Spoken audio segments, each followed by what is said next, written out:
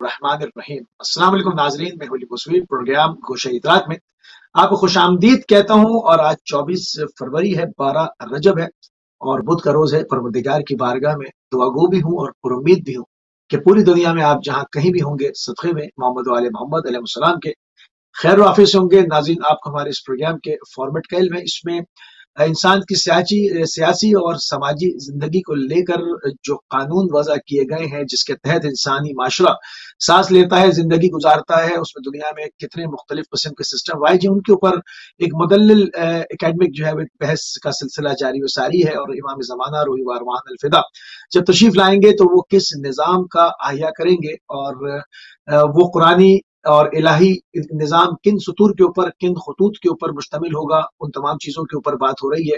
اس کی زمینہ سازی کے لیے ہمارے اوپر کیا بھاری ذمہ داریاں عائد ہوتی ہیں اور ہم نے اس کی زمینہ سازی کے لیے کس نظام کو وضع کرنا ہے اور اس کے اوپر کتنا کام کرنا ہے، اور ہم اس وقت کہاں پر کھڑے ہیں، تمام چیزوں کے اوپر جو ہے وہ مسلسل جو ہے وہ بحث ہو رہی ہے۔ اور اس وقت آج کا ہمارا جو موضوع رہے گا وہ امامت اور رہبری رہے گا، کیونکہ اس وقت جو ہے وہ ہم کچھ ہی لحظات کے بعد، کچھ ساعتوں کے بعد 13 رجب جیسی ایک عظیم شب میں جو ہے وہ داخل ہو جائیں گے۔ مولا امیر المومنین حضرت علی بن ابی طالب علیہ السلام کی جشن کی شب ہے، اور اس میں ایک بڑی رات ہے، اس میں ایک خیر کثیر جو ہے وہ تقسیم کیا جاتا ہے۔ تھوڑا سا اس شب کے بارے میں بھی طویلی جو ہے وہ گفتگو کریں گے، اور اس کے بعد آج کا جو ہمارا موضوع ہے امامت و رہبری، اس کے کیا خد و خال ہیں اور کیا کچھ اس کے اوپر دانشور اور عقلاء اور علماء اور فضلاء نے لکھا ہے، ان تمام چیزوں کے اوپر ایک جامع اور مدلل اپنے وقت میں رہتے ہوئے بحث کریں گے۔ ہمارے ساتھ موجود ہیں آپ کی مشہور و معروف اور آپ کی پسندیدہ ترین شخصیت جناب علامہ سید نجم الحسن نقوی صاحب، مینچسٹر سے۔ قبلہ آپ کو پروگرام میں خوش آمدید کہیں گے اور آپ کی خدمت میں سلام عرض کریں گے۔ السلام علیکم ورحمۃ اللہ۔ آپ کو بھی بہرحال میری جانب سے، بلکہ تمام تر امت کو، اور خصوصاً امام زمانہ صلوات اللہ سلام اللہ علیہ کو ان کے جد امجد کی ولادت باسعادت کے حوالے سے ہم انتہائی ادب سے جو ہے وہ ہدیہ تبریک و تہنیت عرض کرتے ہیں انشاءاللہ۔ اور اس بابرکت ساعتوں کی نسبت سے پروردگار ہماری دنیا اور آخرت کو سعادت مند، نورانی اور اہل بیت علیہم السلام کے عشق سے منور و معمور فرمائے۔ جزاک اللہ قبلہ۔ چونکہ 13 رجب کی شب میں ہم داخل ہو جائیں گے، تو تھوڑی سی اس بابرکت ترین شب کا جس طرح سے آپ نے ذکر فرمایا ہے، تھوڑے سے اس کے کمالات و فضائل کی طرف تھوڑی سی توجہ کر لیں، اور اس کے بعد پھر ہم امامت اور رہبری کے اوپر جو ہے وہ فوراً جو ہے وہ گفتگو کا آغاز کر دیں گے انشاءاللہ۔ میں سمجھتا ہوں کہ اتنا ہی کافی ہے کہ آج شب جو ہے، آج رات جو آنے والی ہے، یہ اس ہستی کی ولادت کی شب ہے جس کی نظیر اس کائنات میں ممکن ہی نہیں ہے، نہ پہلوں میں نہ بعد والوں میں۔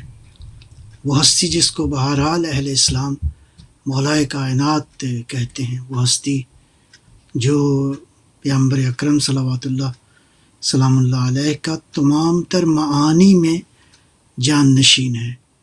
میں عرض کروں کہ بنیادی طور پہ ایک نقطہ بڑا اہم ہے کہ یہ دو مکتبہ فکر جو ہے وہ موجود رہے ہیں تاریخ اسلام کے اندر، اور شاید اس بات کا جو ہے وہ آغاز اس انداز سے ہوا کہ جب فتح مکہ کے لیے سرکار دو عالم صلی اللہ علیہ وسلم جو ہے وہ تشریف لائے، تو 10,000 کا لشکر تھا جو مکہ کے باہر انہوں نے قیام کیا۔ یہ بہت بڑا لشکر تھا۔ تو جناب حضرت عباس بن عبد المطلب حضرت صلی اللہ علیہ وسلم کے چچا، اور ان کا تھا آشنائی تھی ابو سفیان کے ساتھ، تو وہ ابو سفیان کو لے گئے ایک پہاڑ کی چوٹی کے اوپر، ایک بلند ٹیلے کے اوپر۔ تو وہاں سے ابو سفیان نے جب دیکھا تو بہت ہی بہرحال تھوڑا سا دھڑکا بھی ہوا، پریشانی بھی ہوئی، تو کہنے لگا عباس تمہارے بھتیجے کی ریاست تو بہت بڑی ہے۔ تو حضرت عباس علیہ السلام نے جواب دیا، جو میں سمجھتا ہوں کہ اسلامی تاریخ کے حوالے سے یہ دونوں مکتب ہیں جو سمجھنے والے ہیں۔ تو آپ نے فرمایا کہ یہ ریاست نہیں ہے، یہ رسالت ہے۔ تو یہ جو تصور ہے ریاست اور رسالت کا، بنیادی طور پر میں جب یہ عرض کیا کہ امیر المومنین حضرت صلی اللہ علیہ وسلم کے تمام تر معانی میں جان نشین ہیں، تمام تر معانی میں حضور کے علم کے جان نشین ہیں، حضور کی سیرت کے جان نشین ہیں، حضور کی رسالت کے ظرف ہیں امیر المومنین۔ تو اس اعتبار سے میں سمجھتا ہوں کہ یہ رات واقعاً زمین سے جو ہے وہ اہل آسمان کی طرف رجوع کی رات ہے، خداوند عالم سے ارتباط کی رات ہے۔ اللہ نے اپنے بندے اس رات میں اور اس بابرکت ساعتوں میں جو ہے وہ پروردگار نے، اور خصوصاً یہ خدا کا انتخاب ہے، یہ ظاہر ہے کسی اور کا انتخاب نہیں ہے، وہ یہ ہے کہ علی علیہ السلام بیت اللہ میں آپ کی ولادت ہوئی۔ درود و سلام ہوں امیر المومنین پر۔ مسیح کی مادر تو حرم کے باہر، لیکن علی کی مادر حرم کے اندر۔ اس بات کو سمجھنے کی ضرورت ہے، اور یہ واقعاً مایہ امتیاز ہے، اور ہمارے لیے واقعاً اس سے بڑی مسرت کا اور موقع نہیں ہو سکتا کہ ہم اپنے مولا کی بارگاہ میں آج رات عجز و نیاز کریں اور ان کے توسل سے اپنی دنیا کے لیے اور اپنی آخرت کے لیے توشہ جو ہے جمع کریں۔ سبحان اللہ قبلہ، سبحان اللہ، بہت ہی عمدہ جو ہے وہ میسج دیا۔ اور آج کی جو شب جس میں ہم داخل ہونے والے ہیں، اس کی برکتوں کی طرف، اس کی لطافتوں کی طرف، اس میں جو رحمتیں نازل ہوتی ہیں ان کی طرف، اور اس وقت ہم اب تیزی کے ساتھ آگے بڑھیں گے قبلہ۔ امامت اور رہبری جو کہ آج کا ہمارا موضوع ہے، اور اپنی گزشتہ جو نشستیں ہوئیں ان میں جو گفتگو ہوئی اس سے اپنی آج کی گفتگو کو مربوط کرتے چلیں۔ امامت کی قبلہ تھوڑی سی اس موضوع کو پہلے سے اگر تبیدی طور پر کھول لیں گے تو زیادہ سمجھ میں آئے گا لوگوں کے کہ امامت کی خصوصیات کیا ہیں، خصوصیات امامت کیا ہیں۔ میں عرض کروں بنیادی طور پہ یہ ٹاپک جو ہے وہ آج دنیا کے اندر باقاعدہ پڑھایا جاتا ہے لیڈرشپ کے عنوان سے۔ تو اسلامی نقطہ نظر خصوصاً اہل بیت علیہم السلام کی جو تعلیمات ہیں قرآن و سنت کی روشنی میں، وہ یہ لیڈرشپ بہت ہی امپورٹنٹ ٹاپک ہے کہ امام اور امامت کا جو ٹاپک ہے، میں اشارتاً پہلے بھی عرض کر چکا کہ انسانی سماج کے اندر اگر کسی نظام کو چلانا ہے تو اس کا جو کی رول ہے وہ بنیادی طور پر امام جو ہے وہ ادا کرتے ہیں۔ لیڈر جو ہے وہ لیڈر جدھر چاہے امت کو، ملت کو لے جاتا ہے۔ لہٰذا اس اعتبار سے یہ امامت کا ٹاپک جو ہے وہ بہت ہی اہم ہے۔ ایک اس سے مربوط ٹاپک ہے، وہ ہے ولایت، انشاءاللہ اس پہ بھی بات کریں گے بعد میں۔ تو ایک امام جو ہے وہ اس کو کیسا ہونا چاہیے، اگرچہ اس امامت کے ٹاپک میں ایک نقطہ جو ہے وہ لیڈر کی خصوصیات ہیں، اسی طرح امامت کے ٹاپک میں پلاننگ، منصوبہ بندی، تدبیر اور حکمت، اس کی خصوصیات کیا ہیں، اس کی شرائط کیا ہیں۔ پھر اسی طرح ریت، رعایا اور حاکم عادل جو ہے اس کے درمیان تعلقات کی نوعیت کیا ہے، رعایا کے حقوق و فرائض کیا ہیں، حاکم کے حقوق و فرائض اس اعتبار سے کیا ہیں۔ تو یہ ایک بہت ہی مفصل بحث ہے جو مطلب حکومت کو چلانے کے لیے بنیادی اصول ہیں، وہ ایک عادل حکمران کو یا لیڈر کو جو ہے وہ کس طرح ان پہ عمل کرنا چاہیے۔ ظاہر ہے کہ ہم اس مختصر نشست میں ان سارے پہلوؤں کا جائزہ تو نہیں لے سکتے، لیکن حسن اتفاق کہیں کہ 13 رجب کی مناسبت بھی ہے، اور ہم بحث بھی کر رہے ہیں کہ راہبر جو ہے، لیڈر جو ہے، اس کی خصوصیات کیا ہونی چاہیے۔ میں نے جو تقریباً جائزہ لیا ہے مختلف حدیث و روایات کا، غالباً 40 سے زیادہ خصوصیات بحث کی گئی ہیں۔ نبی اکرم صلی اللہ علیہ وآلہ وسلم سے روایات ہیں، امام علی علیہ السلام سے روایات ہیں، امام رضا علیہ السلام سے بعض احادیث ہیں، امام حسین علیہ السلام سے بعض احادیث ہیں، امام صادق علیہ السلام سے بعض حدیث ہیں، امام رضا علیہ السلام سے بعض حدیث ہیں۔ تو میں کچھ خلاصتاً چاہوں گا کہ ان روایات کو اگر آپ دیکھیں تو واقع نے ایک ان روایات کی روشنی میں ایک لیڈر کو کیسا ہونا چاہیے، ان ساری خصوصیات کو جب ہم دیکھتے ہیں نا امام علی علیہ السلام کی ذات میں، تو ہمیں اس سے بڑا کوئی نمونہ نظر نہیں آتا۔ ہم ان ساری خصوصیات کو جب آقائے دو عالم سرور دو عالم صلی اللہ علیہ وآلہ وسلم کی ذات میں دیکھتے ہیں تو واقعاً وہ اسوہ کامل ہیں۔ ظاہر ہے کہ پیغمبر اکرم اسوہ کامل ہیں، اس کے بعد جو ہے وہ تمام تر معصومین علیہم السلام اسوہ کامل ہیں۔ پیغمبر ہی کے چونکہ نور کا، ان کی شخصیت کا، ان کے اہداف کا جو تسلسل ہے، جو تداوم ہے، جو استمرار ہے، جو کنٹینیوٹی ہے، وہ امیر المومنین علی ابن ابی طالب علیہ السلام ہیں، جناب سیدہ کی ذات اطہر ہے، اور اسی طرح باقی آئمہ ہیں۔ لہٰذا میں ان روایات کو آپ کی اجازت سے چند ایک جو ہے وہ میں پڑھتا ہوں۔ جی بسم اللہ ضرور۔ مثلاً ایک روایت ہے، لا يحمل هذا الامر الا اہل الصبر والبصر والعلم بمواقع الامر۔ یہ امیر المومنین کی روایت ہے کہ جو شخص اس لیڈرشپ کے رول کو ادا کرنا چاہتا ہے، 3 خصوصیات اس میں ہونی چاہیے۔ ایک صبر ہے، ایک بصر ہے یعنی بصیرت، وزڈم یعنی حکمت کا مالک ہو، والعلم بمواقع الامر، مواقع امر سے آگاہ یعنی عالم ہونا اور ہے، مواقع امر سے عالم ہونا یہ اور ہے۔ خالی عالم ہونا کافی نہیں ہے لیڈر کے لیے، بلکہ تمام تر جو معاملات ہیں، چاہے وہ سماجی ہیں، سیاسی ہیں، یا حکومت کے سے مربوط جتنے بھی شعبہ زندگی ہیں یا معاشرتی زندگی کے پہلو ہیں، ظاہر ہے کہ انسان کی رہبری کا معاملہ ہے۔ تو ایک جو ہے وہ لیڈر کو انسانوں کی بنیادی ضروریات اور انسان کی بنیادی جو کیا کہتے ہیں توقعات ہیں، یا اس کی جو خلقت کے مطابق اللہ نے جو اس کے لیے چیزیں مقرر فرمائی ہیں، ان سے آگاہ ہونا چاہیے۔ پھر ایک روایت ہے امام رضا علیہ السلام سے، فرمایا مستطلع بالامامت عالم بالسیاسہ۔ بہت ہی خوبصورت ہے، مستطلع بالامامہ۔ یہ مستطلع ذیل ہے عربی میں، اس کا جو روٹ ورڈ ہے اس کا معنی ہوتا ہے پسلیاں، یعنی لیڈر وہ ہو جو مضبوط پسلیوں کا مالک ہو۔ یعنی بہت ہی خوبصورت تعبیر ہے، محاورہ کہہ لیں اس کو، تعبیر کہہ لیں، جس کا معنی یہ ہے کہ امامت کے اسرار اس کے سینے میں ہوں، یعنی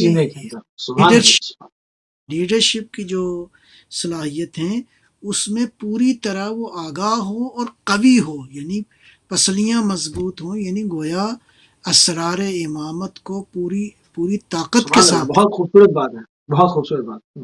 اس کے بعد فرمایا عالم بالسیاسہ، اور سیاست سے بھی آگاہ ہو۔ اس کو بھی سمجھنے کی ضرورت ہے۔ سیاست سے مراد یہ دنیا کے اندر جو پولیٹکس رائج ہے یہ نہیں، پریکٹیکل سیاست۔ عربی زبان میں سیاست جو ہے اس کا معنی ہے تدبیر، اس کا معنی ہے حکمت، اس کا معنی ہے حکمت، اس کا معنی ہے یعنی معاشرے کو چلانا، معاشرے کو چلانے کی، انسانوں کے معاملات کو آگے بڑھانے کی جو صلاحیت ہے اس سے بہت جزاک اللہ۔ اچھا، پھر اس کے بعد ایک حدیث میں مولا علی علیہ السلام سے فرمایا کہ یحتاج الامام الی قلب عقول۔ دیکھیں لیڈر وہ ہوگا جس کا دل کیسا ہو، عقول ہو۔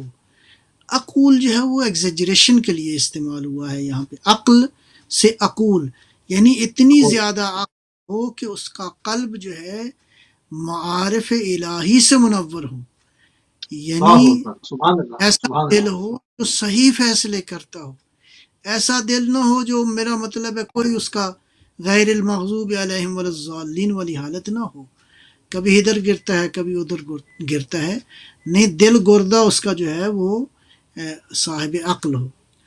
واللسان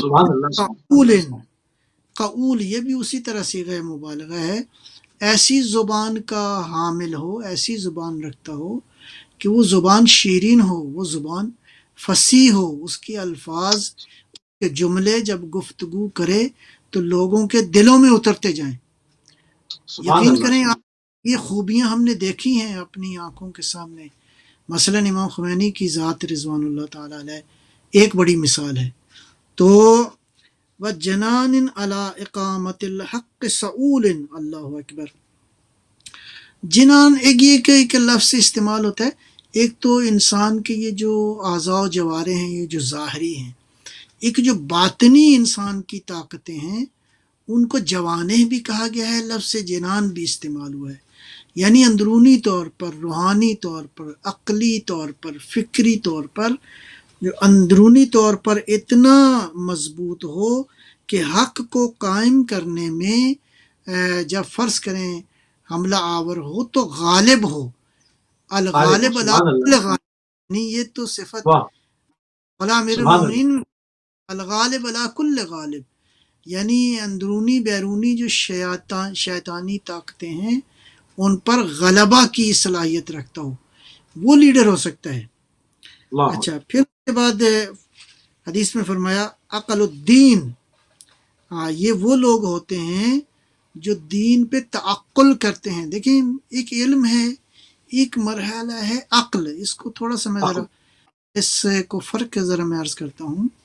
علم تو بہرحال علماء نے، بہرحال مختلف اسکالرز نے اس پہ جو بحث کی ہے، علم انسان کو، علم ہے انفارمیشن.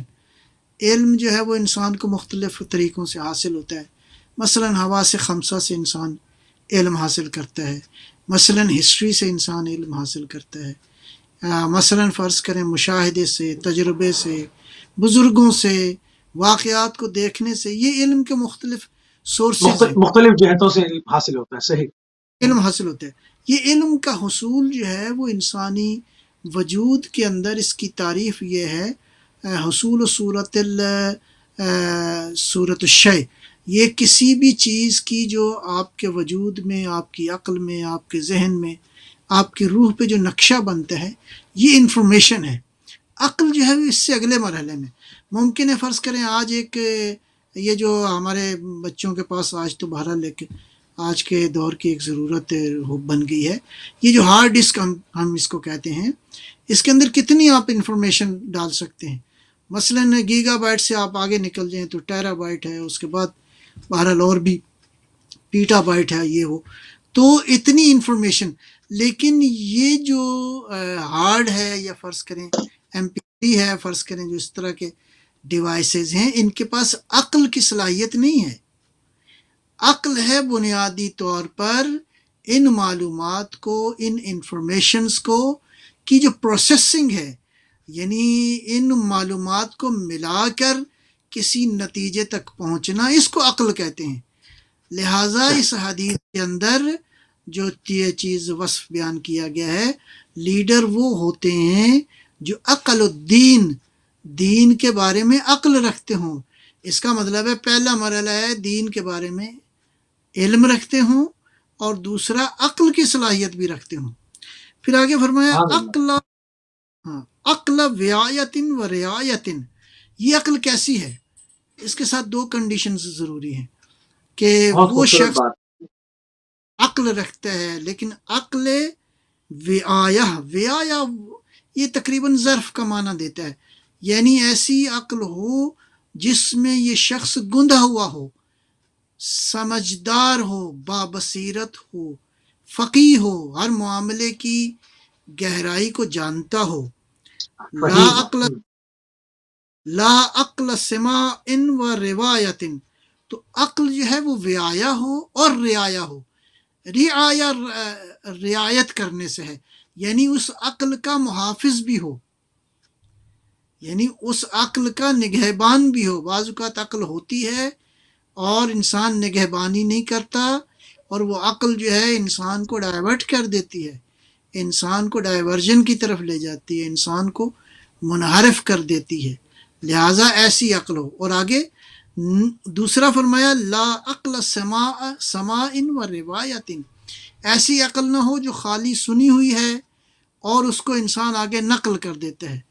یعنی صحیح، خالی سنی سنائی بات اور خالی نقل ہوئی بات جو ہے وہ لیڈر کے لیے جائز نہیں ہے، درست نہیں ہے، بلکہ کاربند بھی ہو اس کا زندگی میں عمل کرنے والا بھی ہو. اسی لیے فرمایا فَإِنَّ رُوَاةَ الْعِلْمِ كَثِيرٌ وَرُعَاتُهُ قَلِيلٌ. علم کو نقل کرنے والے تو بہت ہیں. آج تو سوشل میڈیا تو اس کی بڑی ایک مثال ہے. آپ نے چاہے وہ فرمان پڑھا یا نہیں پڑھا، آپ 200-400 فرمان جو ہے واٹس ایپ پہ بھیج دیتے ہیں تاکہ یہ باقی لوگ پڑھیں. یعنی علم کو نقل کرنے والے تو بہت ہیں، اور ناقل تو بہت ہیں. ہاں، لیکن عامل اور اس کی رعایت کرنے والے، اس کی حفاظت کرنے والے، اس کی نگہبانی کرنے والے بہت قلیل ہیں. وہ قلیل ہے. اچھا، عقل کا جس طرح سے قبلہ آپ نے کہا نا، لوگ اس میں بڑا اشتباہ کرتے ہیں. جو ہر انسان کو وہ عاقل سمجھ جاتے ہیں. بعض لوگوں کے اندر عقل جو ہے وہ ایک الہی ہوتی ہے، ایک عادلانہ عقل ہوتی ہے، بعض کے اندر آریانہ ہوتی ہے، ایک مکاری والی ہوتی ہے، دھوکے بازی والی ہوتی ہے. مگر لوگ ہر قسم کے آدمی کو سمجھتے ہیں یہ عاقل ہے. یہ یہاں پر لوگ جو ہے وہ اشتباہ کرتے ہیں. میں وہی عرض کر رہا ہوں، یہ جو روایت کے اندر یہ جو الفاظ موجود ہیں، یعنی وہ عقل جو انسان کو حق کی طرف لے جائے، وہ عقل جو انسان کو دین و دیانت کی طرف لے جائے، اس کو عقل کہتے ہیں. اس سیاست اس کو کہتے ہیں جو انسانیت کو بہتری کی جانب لے جائے. نہ یہ کہ عقل کا معنی یہ ہے کہ کسی کے پاس اب انفارمیشن آ گئی، نیلام گھر کی ساری معلومات آ گئیں، اب وہ عاقل ہو گیا. نہیں، ممکن ہے یا کوئی آدمی فراڈ کرنے کا ماہر ہے، بہترین چور ہے، لوگ اس کو عاقل کہنا شروع کر دیتے ہیں، حالانکہ وہ تو الہی زبان میں مطلب دنیا اور آخرت کا خسارہ اٹھانے والا ہے. میرا مطلب ہے جو عقل ڈسٹرکٹیو ہے اس کو عقل نہیں کہتے، اس کو ہوائے نفس کہتے ہیں، اس کو خواہشات نفسانیہ کہتے ہیں. البتہ اسی اعتبار سے ممکن ہے ایک آدمی کے پاس معلومات بہت ہوں لیکن بیوقوف ہو، احمق ہو، اس لیے کہ اس نے اپنے علم کو استعمال نہیں کیا، اس نے اپنے علم کی پروسیسنگ نہیں کی، اس نے اپنے علم کو تدبیر و حکمت کے ساتھ ہے جو اس سے کوئی نتائج نہیں نکالے. اچھا جی، اسی طرح فرمایا لا یقیم امر اللہ سبحانہ الا من لا یسان ولا یغار ولا یتبع المطامع. یعنی لیڈر کی، امام کی، اور اسی طرح لیڈرشپ کی جو بنیادی خصوصیات ہیں اس میں ایک خصوصیت یہ ہے کہ لا یسان، باج نہ دے کسی کو. جب حق کی بات کر رہا ہے تو کسی کو باج نہ دے، کسی کو ٹیکس نہ دے. گویا اگر حق بات ہے تو پھر اس کو جھکنے کی ضرورت نہیں ہے. ولا یغار، اور یعنی کسی کے سامنے جھکتا بھی نہیں ہے، کوتاہ بھی نہیں ہوتا. ورنہ یہ ہے کہ میرا مطلب ہے بڑی مشکلات میں لوگ جو ہے وہ اس معاملے میں اس طرح نہیں کرتے. ولا یتبع المطامع، اور پرسنل جو بینیفٹس ہیں ان کے پیچھے نہیں ہوتا. آج انفارچونیٹلی ہم دیکھتے ہیں یہ جو لوگ سیاست کا دم کرتے ہیں، ان کو تو اپنے پرسنل بینیفٹس کے علاوہ کوئی چیز نظر ہی نہیں آتی. ان کا خیال ہے ہم ہیں، ہماری آل اولاد ہے تا قیام قیامت، بس یہی ہیں، اور باقی جو ہے وہ اللہ معاف کرے کیڑے پڑے ہیں، ان پہ ہم نے حکومت کرنی ہے. نہیں، ایسا نہیں ہے. صحیح. اچھا جی، امام صادق علیہ السلام سے اسی طرح ایک روایت ہے، ان الامام لا یستطیع احد ان یطعن علیہ فی فم ولا بطن ولا فرج. اللہ اکبر. یہ بہت قابل غور ہے، بہت ہی قابل غور ہے. ساری باتیں قابل غور ہیں، یہ بہت قابل غور ہے کہ جو شخص امام ہے، جو لیڈر ہے، جو رہبری کر رہا ہے، 3 باتیں لوگ اس پہ اعتراض نہ کریں. اگر ان 3 باتوں پہ اعتراض کریں تو اس کو قیادت کی جو ہے وہ ہٹ جانا چاہیے مقام سے. فی فمن، یعنی فم یعنی ہونٹوں، یعنی کلام کا برا ہو، کلام کا کچا ہو، گفتگو کا بہت ہی ڈھیلا ہو، یعنی یا مثال کے طور پر بہت باتونی ہو، بے ایمانہ کہ جو باتیں کرتا ہے فضول اور لا یعنی کرتا ہی چلا جاتا ہے، لہذا اس کے فم پہ کوئی اعتراض نہ کرے. ولا بطن، اور شکم پہ بھی کوئی اعتراض نہ کرے. شکم، بعض لوگوں کو مطلب اگر حکومت مل جائے، دولت مل جائے، اختیار مل جائے تو ان کا پیٹ ہی نہیں بھرتا، یعنی کھاتے بھی رہتے ہیں پھر بھی پیٹ نہیں بھرتا. ولا فرج، مستقل کرپشن کرتے رہتے ہیں. یا ولا فرج، اور ان کا جو مطلب پرائیویٹ پارٹ ہے اس کو بھی مطلب محفوظ رکھیں، شرم گاہوں کو محفوظ رکھیں. یعنی آپ دیکھیں کس قدر بنیادی اصول ہیں. اگر واقعاً ایک شخص اس عہدے کو انجام دینا چاہتا ہے تو یہ شرائط اس کے اندر ہونی چاہیے. فیقال کذاب، سبحان اللہ. لوگ کہیں گے یہ کذاب ہے، جھوٹا ہے. ویأکل اموال الناس، اور لوگوں کے اموال کھا جائے گا، اور اس طرح کی حرکتیں جو ہے وہ کرے گا. میں ایک آدھ حدیث اور پڑھتا ہوں اور اس کے بعد پھر انشاءاللہ اگلے مرحلے کی طرف چلتے ہیں. صحیح. اچھا جی، امیر المومنین علیہ السلام ہی سے ایک روایت ہے، ان اول الناس بامر هذا الامہ قدیما وحدیثا، اس امت کا جو امر ہے، امر امامت، جو اس امت کے اس امر کے سے متعلق ہے، قدیماً و حدیثاً، پہلے بھی یہی اصول تھا، اب بھی یہی اصول ہے. فرمایا اقربها من رسول اللہ، یعنی پیغمبر اکرم صلی اللہ علیہ وسلم سے اس کی نسبت جتنا ممکن ہے وہ قریب ہو. اعلمها بالکتاب، اور اللہ کی کتاب قرآن، یعنی اس سے زیادہ عالم کوئی اور نہ ہو. وافقهها فی الدین، اور دین کا بھی فقیہ ترین شخص ہو، گویا دین کی بھی گہری معرفت رکھتا ہو. اولها اسلاماً، زندگی اس کی اسلام کے ساتھ شروع ہوئی ہو. افضلها جہاداً، جہاد اس کا بہترین ہو. اشدها بما تحملہ الامہ من امر بما تحملہ الائمہ من امر الامہ اصطلاحاً، اس میں بھی تقریباً وہ لفظ جو پہلے آیا ہے وہ استعمال کیا کہ یعنی امت کے اس معاملے کو، لیڈرشپ کے اس معاملے کو اٹھانے میں، حمل کرنے میں ایسا لیڈر ہو جو مضبوط پسلیوں والا ہو. یعنی ذرا سی تھوڑی سی مقصد ہے کہ مشکلات آ جائیں تو یہ نہ ہو کہ میدان، گھبرا نہ جائے. ٹھیک ہے جی. یعنی یہ معاملہ جو ہے وہ اتنا اب اس کا اگر تقابل کریں، آج کل جو لوگ ملت اسلامیہ کے اوپر حکمران ہیں، ذرا ان کو دیکھیں، کوئی سورہ توحید نہیں پڑھ پا رہا. مطلب کس طرح کے کرپٹ لوگ، کس طرح کے لوگ جو ہے وہ ایک اسلامی جو ہے ایک حکومت کے دعوے دار ہیں اور اس کو جو ہے وہ ریپرزینٹ کر رہے ہیں، اور جو خد و خال مولا امیر المومنین نے اور اہل بیت علیہ السلام نے بیان فرمائے ہیں، ذرا ان کا تقابل کریں تو اس میں پورا 190 ڈگری کا ڈفرنس نظر آئے گا صاف صاف. جی ایسے ہی ہے. میں عرض کروں کہ جو لوگ یہ دعوے دار ہیں کہ وہ امت اسلامی کے راہبر حکمران ہیں یا امت اسلامی کے لیڈر ہیں، پہلے تو اسلام کو سمجھتے ہوں نا جی. دعویٰ یہ ہو اور بار بار رپیٹ کریں تو بھی میرا مطلب ہے قرآن کی چھوٹی سی سورہ نہ آتی ہو، تو ایسے لوگوں کو خود اپنے گریبان میں جھانکنا چاہیے. اچھا، اسی طرح ارشاد فرمایا امام محمد باقر علیہ السلام نے، فرمایا طہارت الولادہ، اس کی ولادت پاک ہو. یعنی یہ ایک بڑا بنیادی اصول ہے. حسن المنشا، اس کی تربیت ایسے ماحول میں ہوئی ہو، کیسا؟ پاکیزہ ماحول، حسین اور خوبصورت ماحول، وحی والا ماحول، علمی ماحول، قرآن کی تلاوت والا ماحول. یعنی جہاں واقعاً انسان، جہاں نیکیاں ہی نیکیاں ہوں جس گھر میں، ایسے ماحول میں اس کی پرورش ہو. ولا یلہو ولا یلعب، خالی صرف کھیلنے، دوڑنے، بھاگنے اور لہو و لعب میں اس کی زندگی جو ہے وہ نہ گزرے.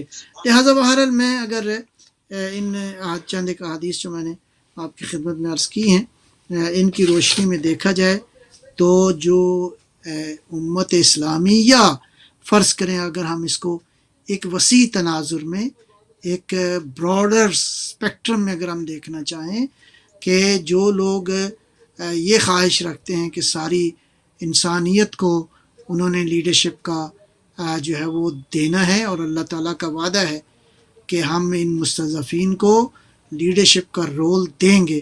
لہٰذا ان خصوصیات کے ساتھ ایک ایسا لیڈر جو جس کے اندر یہ ساری خصوصیات اور اس کا پریکٹیکل نمونہ دیکھنا ہو، تو ہمیں انبیاء علیہ السلام، ائمہ ہدیٰ علیہ السلام کی زندگیاں جو ہیں وہ واقعاً حقیقتاً رول ماڈل نظر آتی ہیں. انشاءاللہ ہم اس بابرکت ساعتوں میں اور گھڑیوں میں اللہ تعالیٰ سے یہ دعا کرتے ہیں کہ خداوند عالم انہیں ان حقائق کو سمجھنے اور اس کو اپنی زندگی میں عمل کرنے کی توفیق عطا فرمائے۔ تھوڑی سی گفتگو کو ناظرین مزید جو ہے وہ اور کھولتے ہیں کہ الہی جو حکومت ہے اور جس طرح سے جو نظام پروردگار نے وضع کیا انسانوں کے لیے، جس کے اندر مساوات، حقوق، عدل، انصاف اور تمام چیزیں جو ہے وہ موجود ہیں، اور وہ تمام فیوز و برکات سے بھری ہوئی زندگی جو کہ ایک انسان کے لیے پروردگار نے رکھی، کیونکہ انسان کو خدا نے اشرف المخلوقات خلق کیا، مگر انسانوں نے انسانوں کو ہی اپنا غلام بنا ڈالا۔ تو انسانوں کی نجات کے لیے وہ کون سا نظام جو ہے درکار ہے جس کے ذریعے سے انسان فلاح پا جائے اور اپنی اس مرتبے اور اس جگہ پر پہنچ جائے جس پر انسان کو پروردگار نے خلق کیا۔ تھوڑی سی گفتگو کو مزید آگے کھولتے ہیں۔ مولا کا مفہوم قبلہ کیا ہے؟ ابھی ہم نے امامت کی خصوصیات کے اوپر بات کی، تھوڑا سا مولا کے مفہوم کے اوپر بات کر لیتے ہیں قبلہ۔ میں سمجھتا ہوں بہت ہی مناسب بحث ہے، امامت اور اس کے ساتھ ولایت، امام اور اس کے ساتھ مولا۔ مولا کا جو روٹ ورڈ ہے عربی زبان میں وہ ہے واو لام یا، ولی کے کا روٹ ورڈ ہے۔ ایک نقطہ میں اور عرض کروں یہاں پہ، دیکھیں عربی زبان میں بعض اوقات ایک ہی لفظ کے کئی معانی ہیں۔ تو مثلاً فرض کریں لفظ عین کا کہ تقریباً اہل لغت نے کوئی 70 کے قریب معانی لکھے ہیں۔ عین کا معنی ہے چشمہ، مثلاً عین کا معنی ہے یہ جو آپ گلاسز پہنتے ہیں۔ عین کا معنی ہے فرض کریں عینن جس کو کہتے ہیں بالکل کا معنی دیتا ہے۔ تو اس اعتبار سے عین جو ہے وہ کئی معنی ہیں۔ اسی طرح لفظ رب کو اگر آپ دیکھیں گے تو عربی لغت میں اس کے کئی معانی ہیں۔ اسی طرح لفظ ولی جو ہے اس کے مختلف معانی اہل لغت نے بیان کیے ہیں۔ اچھا، اس بات کی روشنی میں اب آپ جب کہتے ہیں کہ وہ لفظ استعمال کرتے ہیں تو آپ کے پاس کوئی قرینہ ہونا چاہیے کہ آپ نے کس میننگ میں اس کو استعمال کیا ہے، کس معنی میں، کس کانٹیکسٹ میں آپ نے استعمال کیا ہے، تاکہ وہ واضح ہو یہ لفظ جو ہے وہ کس معنی میں استعمال ہوا ہے۔ اب آ جائیے لفظ ولی کے حوالے سے، ولی کا معنی دوست بھی ہے، ولی کا معنی حاکم بھی ہے، اور ولی کا معنی جو ہے وہ مثلاً قریب بھی ہے۔ اچھا، ولی کے اس معنی کو لفظ مولا کے حوالے سے تو اس اعتبار سے یہ مختلف معنی میں استعمال ہوتا ہے۔ لہٰذا مولا یعنی جس بحث کو ہم کر رہے ہیں، اس بحث کے حوالے سے جب ہم کہتے ہیں مولا تو مولا سے مراد البتہ یہاں پہ ایک بنیادی جو معنی ہے وہ ہے صاحب اختیار ہونا، یعنی جس کو ولایت حاصل ہے گویا وہ صاحب اختیار ہے، صاحب اختیار ہونا، مولا یعنی صاحب اختیار۔ اب اس پہ بہرحال علماء نے بہت مفصل بحثیں کی ہیں۔ تو ایک مولا کی جو بحث میں آتی ہے بحث وہ ہے ولایت تکوینی اور ایک ہے ولایت تشریعی۔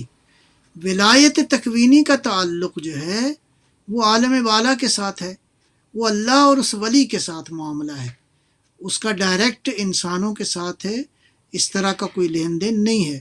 اللہ جس انسان کو چاہے وہ ولایت جتنی چاہے انسانوں کو عطا کر دے، وہ پروردگار۔ تو اس اعتبار سے وہ اس کائنات کے اندر یہ جو انبیاء علیہ السلام معجزات انجام دیتے تھے، یہ جو ائمہ ہدیٰ علیہ السلام سے مختلف کرامات جو ہیں وہ نقل ہوئی ہیں، یہ اسی ولایت تکوینی کی ایک بحث ہے۔ اچھا، اب چلتے ہیں ولایت تشریعی، اس کے ساتھ ایک اور ولایت ہے، وہ ہے ولایت تشریعی۔ ولایت تشریعی کا معنی ہے کہ یہ جس شخص کو یہ ولایت حاصل ہے وہ شریعت کے اندر یعنی لیجسلیشن کے اندر گویا بے الفاظ دیگر قانون کو نافذ کرنے کا جو اختیار ہے، امپلیمنٹیشن آف دا لا، قانون کو جو نافذ کرنے کا اختیار ہے وہ کس کے پاس ہونا چاہیے؟ تو وہ اسی لیڈرشپ کے تعلق کے ساتھ مربوط ہو جاتا ہے کہ یہ ولایت کا اختیار جو ہے یہ حاصل ہے اس شخص کو جو اسلامی معاشرے کا عالم، عادل حکمران ہے یا لیڈر ہے یا سربراہ ہے۔ تو یہ ایک بات جو ہے وہ ہو گئی اس اعتبار سے۔ لہٰذا ہم یہ کہتے ہیں کہ یہ جو سرکار دو عالم صلی اللہ علیہ وآلہ وسلم نے ارشاد فرمایا غدیر کے مقام پر، من کنت مولاہ فہذا علی مولاہ، اس جملے کے اندر بہت گہرائی ہے۔ من کنت، جس کا بھی میں، مولا ہو، میں مولا ہوں۔ یہ مولا کس معنی میں ہے؟ یہ دوستی کے معنی میں نہیں ہے۔ دوستی تو کہیں بہت اس کا ایک چھوٹا سا مصداق ہے۔ نبی اکرم صلی اللہ علیہ وآلہ وسلم نے جو تشریف لائے اللہ کی جانب سے مولا بن کر، وہ مولا کس معنی میں ہے؟ مولا حاکم کے معنی میں، صاحب ولایت کے معنی میں، مولا راہبر کے معنی میں، مولا رسول کے معنی میں، یعنی یہ وہ مولا کا معنی ہے۔ تو پس جس کا میں مولا ہوں، اب پیغمبر کس کے مولا ہیں؟ ہر کوئی اپنا حساب خود لگائے۔ پیغمبر اکرم کس کے راہبر ہیں؟ کس کے حاکم ہیں؟ پیغمبر کس کے لیے رسول بن کر آئے ہیں؟ پیغمبر اکرم کی رسالت کا دائرہ کار کہاں تک ہے؟ یہ من کنت مولا ہو، یہ پہلا جملہ، پہلا حصہ ہے اس فرمان مطہر کا، فرمان اقدس کا، کہ یہ جس کا میں مولا ہوں۔ اب جس کے مولا جو ہیں وہ پیغمبر ہیں، فعلی، اس کے بعد فرمایا علی مولا ہو، یعنی علی اس کا مولا ہے جس کا میں مولا ہوں۔ اس کا مطلب ہے ختمی صلی اللہ علیہ وآلہ وسلم کی رسالت کا جہاں جہاں تک دائرہ کار ہے، جہاں تک دائرہ عمل ہے، وہاں تک، بس اس کو میں یوں سمجھوں، جہاں تک رسول اللہ کی راہبری ہے وہاں علی کی راہبری ہے۔ جب رسول جیسے راہبر موجود ہوں، جب رسول جیسے آقا موجود ہوں، جب رسول جیسے مولا موجود ہوں، تو اس کے مقابلے میں کسی کو حق انتخاب حاصل نہیں ہے۔ رسول اکرم صلی اللہ علیہ وآلہ وسلم جب بحیثیت مولا، بحیثیت آقا، بحیثیت سردار، بحیثیت حاکم، بحیثیت حکمران، بحیثیت راہبر اگر موجود ہیں تو ظاہر ہے کہ یہ اللہ کی جانب سے تائید شدہ معاملہ ہے۔ رسالت کا ایک شعبہ ہے، چھوٹا سا شعبہ، وہ حکومت ہے، ورنہ رسالت کا دائرہ انسانی تاریخی واقعے کو تو رد نہیں کر سکتے۔ 1.25 لوگوں کا 1.25 لوگوں کا جمع ہونا چلچلاتی دھوپ میں، اس قدر گرمی میں، حجت الوداع کا خطبہ، لوگ جو آگے چلے گئے ان کو واپس لانا، جو پیچھے رہ گئے ان کا انتظار فرمانا، شتر پالان کے اوپر ممبر کا نصب فرمانا، ان تاریخی حقائق کا انکار نہیں کر سکتے۔ وہاں سے اس کے معنی کو تبدیل کر دیتے ہیں۔ وہ تو دوست بنانے کا اعلان، بھائی دوست بنانے کے لیے 1.25 لوگوں کو روکنا کیا مطلب، اس سے کیا مطلب ظاہر ہوتا ہے؟ مطلب 3 دن کی رسالت تمام ہو رہی ہے تو امامت کا آغاز ہو رہا ہے، تو اس امت کی مہار اس کے ہاتھ میں دیں گے جو رسول نہیں ہے مگر رسول جیسا ہے، جو رسول کے تمام جو فہم ہے اس کو سمجھنے والا ہے، اس کا ادراک کرنے والا ہے۔ اس کو 1400 سال کا قبلہ عرصہ لگ گیا، ابھی تک امت کے بعض حصے اس کو صحیح سے درک نہیں کر پائے۔ میں عرض کرتا ہوں آپ کی اس بات کو، میں ایک اور اینگل سے عرض کرتا ہوں۔ میں کہتا ہوں ہم اعتراض نہیں کرتے، آپ کا جو عقیدہ ہے آپ رکھیں، لیکن کم از کم اس موقف کو ذرا توجہ فرمائیں کہ رسول جو فرما رہے ہیں جس کا میں مولا ہوں، آیا یہ مولا بمعنی دوست ہے؟ تو پھر اسپیسیفک علی کا ہاتھ بلند کرنے کی کیا ضرورت تھی؟ اللہ کے رسول جو ہیں وہ مولا بن کر آئے ہیں، یعنی آقا، یعنی سردار، یعنی راہبر، یعنی عالم، یعنی عالم قرآن، یعنی لیڈر، یعنی سردار، یعنی امت کا۔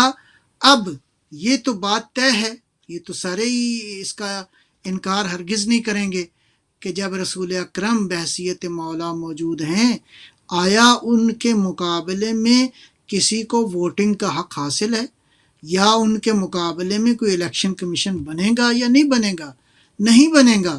اس لیے رسول اکرم جو ہے وہ ان تمام تر خصوصیات ان کے اندر پائی جاتی ہیں جو امت کی راہبری کے لیے ضروری ہیں۔ لہٰذا یہ جو فرمایا میں مولا جس کا ہوں میرے بعد علی اس کا مولا ہے۔ کیسا مولا ہے؟ یعنی جن شرائط کے، جن کنڈیشنز کے ساتھ میں مولا ہوں، علی بھی انہی کے ساتھ مولا ہے۔ بہرحال اپنی اپنی رائے ہے، ہمارا موقف یہی ہے ان دلائل اور اس کے علاوہ بہت سارے دلائل کی روشنی میں کہ امت کا نظام چلتا نہیں ہے۔ ایک روایت میں ارشاد فرمایا غالباً امام رضا علیہ السلام نے، ان الامام نظام الامہ، امامت بیسیکلی امت کا ایک سسٹم ہے۔ اس سسٹم کو چلانے کے لیے کیسے راہبر کی ضرورت ہے؟ ابھی شرائط میں نے آپ کو بیان کی ہیں۔ یہ جتنی خصوصیات اور کوالٹیز آپ کی خدمت میں عرض کی ہیں، آیا پیغمبر کے بعد علی سے بہتر کوئی ہے؟ ہم یہ کہتے ہیں کہ علی سے بہتر کوئی اور نہیں ہے۔ قابل احترام ہیں سب لوگ، قابل احترام ہونا اور ہے، اہل ہونا اور ہے۔ اہلیت ہونا اور چیز ہے۔ ایک شخص ممکن ہے معلومات رکھتا ہو، اہل نہ ہو، ٹھیک ہے نا جی۔ اہل ہونے کے لیے، اس سبجیکٹ کا اہل ہونے کے لیے ضروری ہے کہ وہ شخص بطریق احسن جو ہے وہ اہل ہو۔ میں ایک اور بات کو یہاں پہ عرض کروں، یہ جو قرآن نے فرمایا فَإِنَّ اللَّهَ هُوَ مَوْلَاهُ وَجِبْرَائِیل، اللہ مولا ہے، جبرائیل مولا ہے، وصالح المومنین، مومنین میں جو صالح ہیں، خالی مومنین نہیں، مومنین میں جو صالح ہیں۔ تو پھر تلاش کریں کہ امام المتقین کون ہے، امیر المومنین کون ہے، ولی المومنین کون ہے۔ نبی اکرم صلی اللہ علیہ وآلہ وسلم کے بعد صالح المومنین علی ابن ابی طالب کے علاوہ اس منصب تک، اس مرحلے تک ہمیں باقی سے کوئی اعتراض، کوئی بحث نہیں ہے فی الحال، ٹھیک ہے جی۔ لہٰذا قابل احترام ہونا اور ہے، اہل ہونا اور ہے۔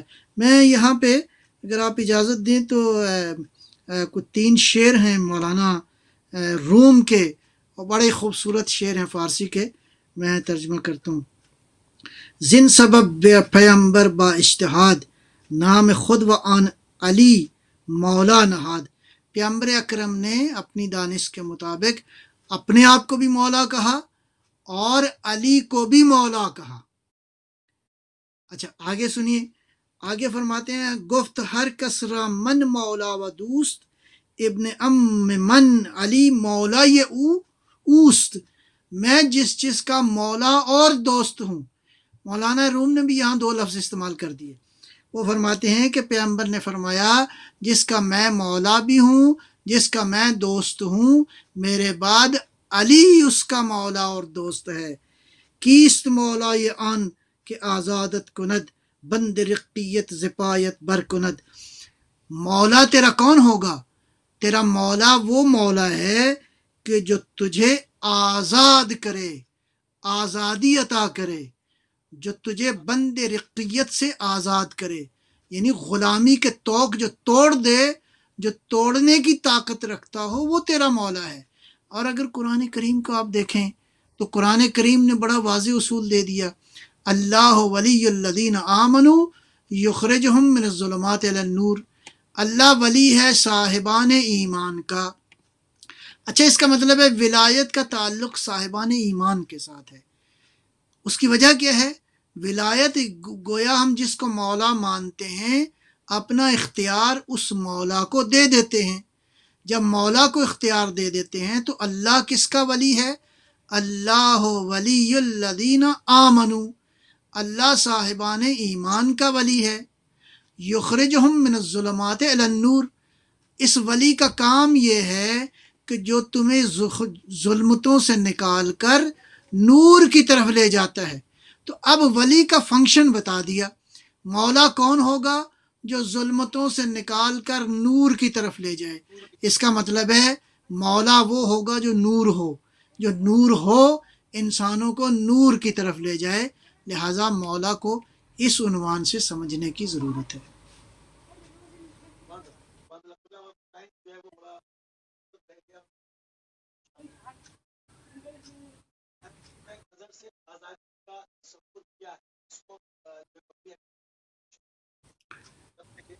اس کے اوپر اگر تھوڑا بہت آپ گفتگو فرمانا چاہیں تو بھی 2-4 منٹ میں اس کو تھوڑا سا کھول دیتے ہیں. میرا خیال ہے ابتدائی گفتگو ہو سکتی ہے انشاءاللہ. آئندہ ہفتے اگر انشاءاللہ پروردگار نے توفیق دی تو اس پہ مزید گفتگو کریں گے. آزادی کا جو مفہوم ہے بنیادی طور پر، جس کو آپ فریڈم کہتے ہیں، یہ انسان کا اور بلکہ تمام تر مخلوقات کا ایک فطری حق ہے. یہ اس کو تھوڑا سا اس اسپیکٹرم میں، اس وسعت کے ساتھ دیکھنے کی ضرورت ہے کہ آزادی جو ہے وہ انسانوں کا حق ہے، آزادی نباتات کا حق ہے، آزادی حیوانوں کا حق ہے، فطری حق ہے. لیکن ظاہر ہے کہ جانور کی آزادی کا معنی کچھ اور ہے، نباتات کی آزادی کا معنی کچھ اور ہے، جمادات کی آزادی کا معنی کچھ اور ہے، انسان کی آزادی کا کچھ معنی اور ہے. لہٰذا اس اعتبار سے ہم اس کو تقسیم بھی کر سکتے ہیں. حیوانات کی آزادی ہے، نباتات کی آزادی ہے، جمادات کی آزادی ہے، انسان کی آزادی ہے. پھر انسان کی ایک انڈیویجول شخصیت ہے تو انسانی ذات کی آزادی ہے. پھر اسی طرح انسانی سوسائٹی کی آزادی ہے. لہٰذا یہ ایک فطری حق ہے، لیکن اس فرق کے ساتھ کہ قانون اور حق جو ہوتا ہے اس کا تعلق کریشن کے ساتھ ہے، تکوین کے ساتھ ہے، کہ یہ وجود کن مقاصد کے لیے بنا ہے، اس کو کیسا بنایا گیا ہے. فار ایگزامپل میں مثال دیتا ہوں، ٹیوب لائٹ اور فانوس اور جو لیمپ ہے یا اسی طرح جو لالٹین ہے، یہ سارے جو ہیں روشنی کے سورسز ہیں، لیکن ان سب کے حقوق مختلف ہیں، ان سب کی آزادی مختلف ہے. ٹھیک ہے جی. ہم نے کس طرح آزادی بھی مانا کہ ان کو ایسا ماحول ملے کہ یہ روشنی دیتے رہیں. یہ یعنی بنیادی طور پہ ان کی آزادی کا جو کانسیپٹ ہے وہ یہ ہے کہ ان موجودات کو ایسی آزادی ہو کہ ان کے جو وجود کا مقصد ہے وہ پورا ہو. اسی طرح باقی موجودات میں ہے. نباتات کی آزادی کیا ہے؟ ان کو پانی ٹھیک ملے، ان کے لیے انوائرمنٹ ٹھیک ہو، ان کے لیے سوائل ٹھیک ہو، ان کو باقاعدہ ان کا خیال رکھا جائے. جب کمپنیاں نکلتی ہیں اس وقت خیال رکھا جائے. جیسے آہستہ آہستہ پلانٹ ہوتا ہے، اس کے ساتھ اضافی کچھ چیزیں اگاتی ہیں، ان کا خیال کیا جائے. یہ نباتات کی آزادی ہے. حیوانات، ظاہر ہے کہ حیوانات کا جو بیشتر ان کا وجود ہے وہ شہوت ہے.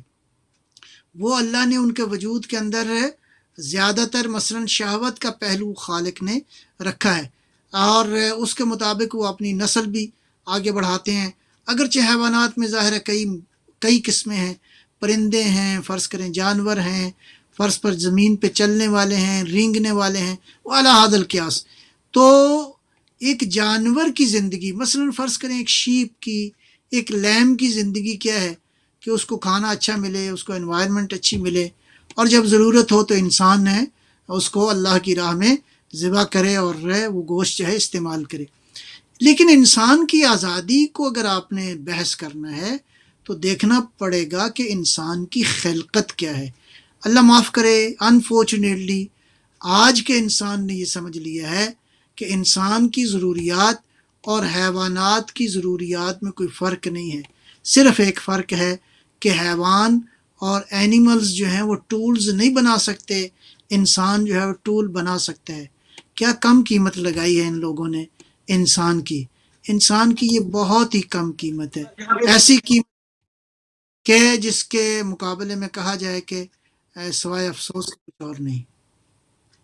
بالکل صحیح. قبلہ بہت عمدہ جو ہے وہ گفتگو اس وقت جاری و ساری تھی، مگر چونکہ دامن وقت میں مزید گنجائش نہیں ہے اپنی اس گفتگو کو ناظرین یہاں پہ روکتے ہیں، اور انشاءاللہ زندگی رہی تو اگلے پروگرام میں اس موضوع کو لے کر آگے بڑھیں گے، اور اس نظام کی طرف جو حضرت بقیت اللہ روحی و ارواح الفدا نے لے کے آنا ہے، اس کی زمین سازی کرنے کے لیے مومنین کو جدوجہد کرنی ہے، اور اس میں اس کے کیا کیا شرائط ہیں، اس کے اندر کیا کیا سارے معاملات ہیں، ان کے خطوط کیا ہیں. اس حوالے سے آئمہ معصومین علیہ السلام نے کیا کچھ ارشاد فرمائے. تمام چیزوں کو عالمی نظام کے ضمن میں لے کر اس بحث کو جو ہے وہ آپ کے سامنے پیش